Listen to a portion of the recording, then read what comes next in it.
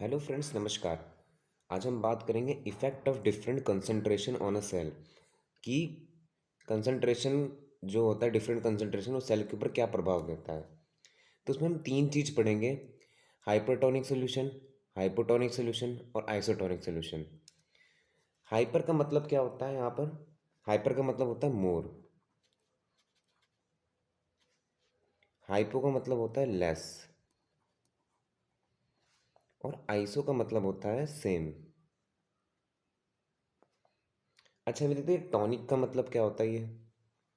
तो टॉनिक का मतलब होता है डेंस, कि कितना गाढ़ा है आपका सॉल्यूशन, कितना डेंस सॉल्यूशन है आपका। तो इसके बारे में हम बात करेंगे।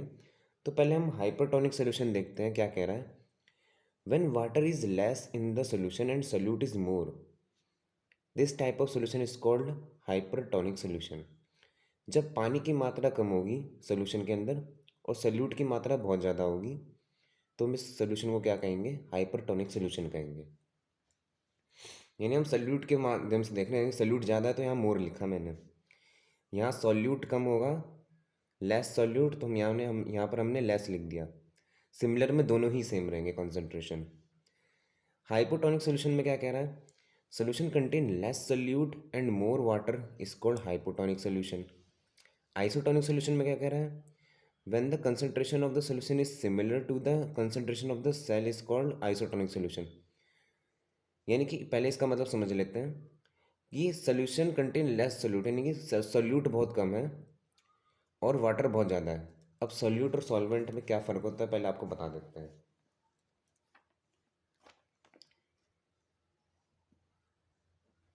सोल्यूट और सॉल्वेंट,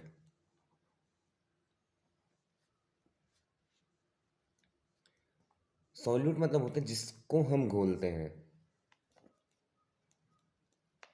जिसको हम घोलते हैं यानी डिसॉल्व करते हैं।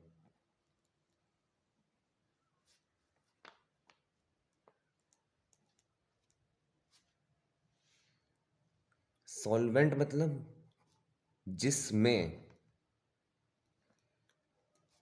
जिसमें हम किसी चीज़ को डिसॉल्व करते हैं।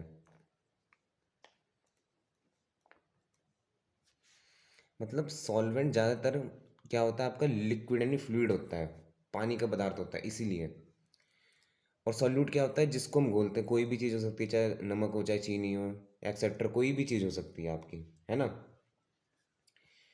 तो सॉल्यूट सॉल्वेंट मतलब समझ में आया।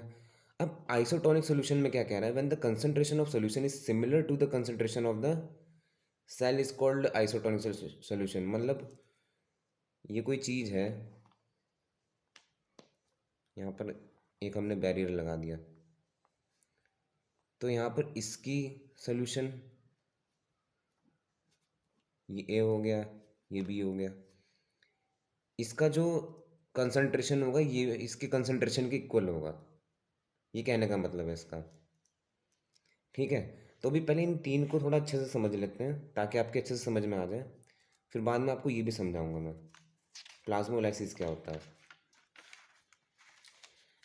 जैसे मान लो कि अब हमारे पास एक कोई कंटेनर है, ये हमारा कोई कंटेनर है। यहाँ पर हमने क्या लगा दिया? एक एसपीएम लगा दिया, यानी semi permeable membrane. Semi permeable membrane, मैं शॉर्ट में इसको एसपीएम लिख रहा हूँ। ठीक है। अब मान लो यहाँ पर मैंने 1 लीटर पानी लिया, दोनों इस जार में, 1 लीटर पानी इधर, 1 लीटर पानी इधर। ठीक है। यहाँ लिख लेता हूँ मैं 1 लीटर वाटर। यहाँ पर भी हमने 1 लीटर वाटर लिया। अब हमने इसमें क्या करा? 1 स्पून नमक डाल दिया, और यहाँ पर हमने कितना डाल दिया? 10 स्पून नमक डाल दिया।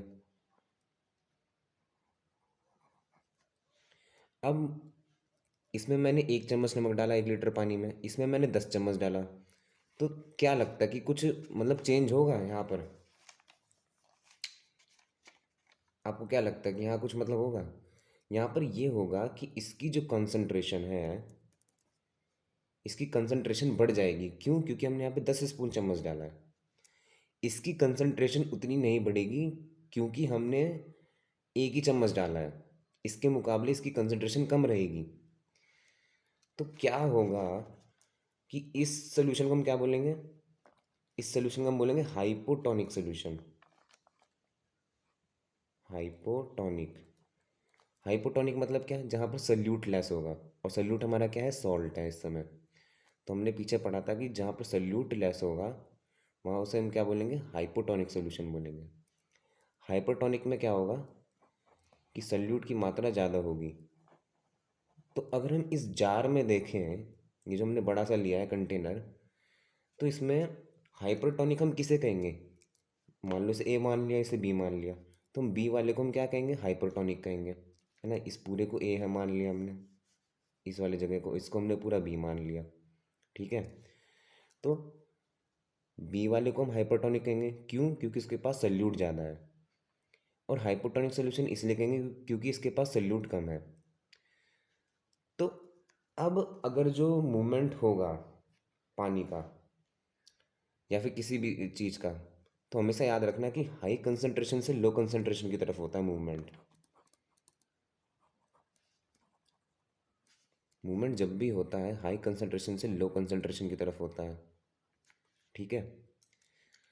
तो अगर हम देखें तो वाटर का मूवमेंट कहाँ से कहाँ होगा? वाटर का मूवमेंट ए से बी होगा। क्यों होगा? एक बार और देख लेते हैं। मान लो यहाँ हमने 1 लीटर पानी में 1 स्पून चम्मच डाला है, तो यानी कि क्या मतलब 1% तो इसमें सॉल्ट है। 1 चम्मच हमने सॉल्ट डाला है इसमें, और 99% यहाँ पर क्या है? वाटर है। सेम इसमें देख लो, यहाँ पर हमने 10 स्पून चम्मच वो 10 स्पून क्या डाल दिया हमने? नमक डाल दिया, ठीक है। तो यहाँ पर क्या हो गया? 90% तो यहाँ पर पानी हो गया, और 10% हमारा क्या हो गया? नमक हो गया, यानी कि सॉल्ट, ठीक है। तो अब देखो, इसमें देखो पानी का जो मूवमेंट है वो कहाँ से कहाँ होगा?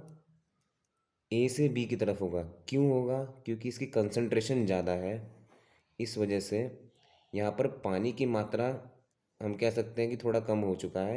यहाँ पर पानी की मात्रा ज़्यादा क्योंकि इसकी कंसंट्रेशन कम है, तो पानी हमेशा हाई से लो की तरफ मूव करेगा, यानी 99% से 90 की तरफ मूव करेगा। तो यानी हम इसमें क्या होगा? सॉल्यूट सॉल्वेंट, सॉल्वेंट हमारा क्या है? पानी। तो सॉल्वेंट हमारा कहाँ से कहाँ मूव करेगा? हाई टू लो, यानी कि ए से बी की तरफ मूव करेगा। अगर हम बात करें सॉल्यूट की, सॉल्यूट हमारा क्या है? यहाँ पर सॉल्ट है। तो सॉल्ट का मूवमेंट कहाँ से होगा? सॉल्ट का मूवमेंट कहाँ से कहाँ होगा? बी से ए की तरफ। क्यों? क्योंकि यहाँ पे सॉल्ट की मात्रा ज़्यादा है, 10%, 10 चम्मच हमने डाला, और यहाँ पे सॉल्ट की मात्रा कम है। तो अगर हम बात करें सॉल्यूट का मूवमेंट कहाँ से कहाँ होगा, वो होगा बी से ए की तरफ। एक चीज़ हमेशा ध्यान रखनी, जो मैंने पहले भी बताया था, कि जब भी आपका मूवमेंट होगा वो हाई टू लो की तरफ मूवमेंट होगा, है ना। हायर कंसंट्रेशन से लोअर कंसंट्रेशन की तरफ मूवमेंट होगा, चाहे किसी भी चीज़ का हो। चाहे गैस का, मैंने पिछली वाली वीडियो में गैस का एग्जांपल लिया था, इस वाले में हम इसका ले रहे हैं, कंसंट्रेशन का ले रहे हैं, तो आपको समझ में आ रहा होगा। तो सॉल्ट का डिफ्यूजन कहाँ से कहाँ होगा? बी से ए की तरफ होगा। अब समझो, ये तो आपको हो गया हाइपोटोनिक और हाइपरटोनिक, ये आपने समझ लिया। यहाँ पर बीच में हमने क्या लगा था? Semi permeable membrane. आपको बताया था ना मैं कि ये सेलेक्टिवली मतलब चीज़ों को ट्रांसफ़र करता है, तो ये आप समझ गए होंगे ये सब चीज़। अब आपको मैं बताता हूँ आइसोटोनिक सोल्यूशन। आइसोटोनिक सोल्यूशन में क्या है? ये हमारे पास एक कंटेनर है। कंटेनर के अंदर हमने क्या कर दिया? यहाँ पर बीच में एसपीएम लगा दिया, सेमी परमिएबल मेम्ब्रेन। तो हमने क्या करा? इसमें 1 लीटर वाटर डाला और 1 चम्मच नमक डाला। सेम इसमें हमने भी 1 लीटर वाटर डाला और एक एक चम्मच नमक डाला। तो यहाँ दोनों की कंसंट्रेशन क्या होगी? सेम हो गई। दोनों हमने सेम सेम ले लिया। तो अब जब हमने दोनों की कंसंट्रेशन सेम ले ली, तो यहाँ पे कोई मूवमेंट नहीं होगा अब। मैंने आपको बताया कंसंट्रेशन का मूवमेंट कहाँ से होता है, किसी चीज़ का मूवमेंट कहाँ से कहाँ होता है, हाई से लो की तरफ होता है। अब जब दोनों ही सेम है तो यहाँ कोई मूवमेंट नहीं होगा, तो यहाँ क्या आ जाएगा, नो मूवमेंट। अब हम बात करेंगे यहाँ पर किसकी, प्लाज्मोलाइसिस की। ये प्लाज्मोलाइसिस क्या है? Plasmolysis is the shrinking of the cytoplasm of a plant cell. ये प्लांट सेल में होता है प्लाज्मोलाइसिस, जब सेल मेम्ब्रेन का श्रिंकिंग हो जाता है, यानी साइटोप्लाज्म होता है सेल सेल के अंदर, तो उसका जब श्रिंकिंग ये सिकुड़ने लगता है in response to diffusion of water out of the cell into a high salt concentration solution. मतलब जब आपका साइटोप्लाज्म सिकुड़ने लगता है, किसके, उसके अंदर का पानी बाहर निकल जाता है सेल के अंदर का, किसकी कंसंट्रेशन में, सॉल्ट सोल्यूशन की कंसंट्रेशन में। तो क्या होता है, during plasmolysis the cell membrane pulls away from the cell wall, यानी कि जो सेल मेम्ब्रेन होती है वो सेल वॉल से थोड़ी दूर हो जाती है। आप समझते हैं इसको प्लाज्मोलाइसिस में।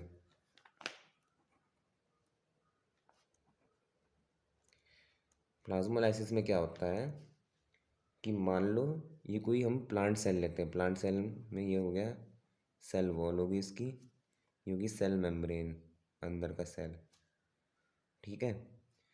तो प्लाज्मोलाइसिस में क्या हुआ कि हमने मान लो इसको डाल दिया एक ऐसे कंटेनर में जहाँ पे नमक की मात्रा बहुत ज़्यादा है, यहाँ नमक बहुत ज़्यादा है यहाँ पर, लेकिन सॉल्ट कंसंट्रेशन यहाँ पर है।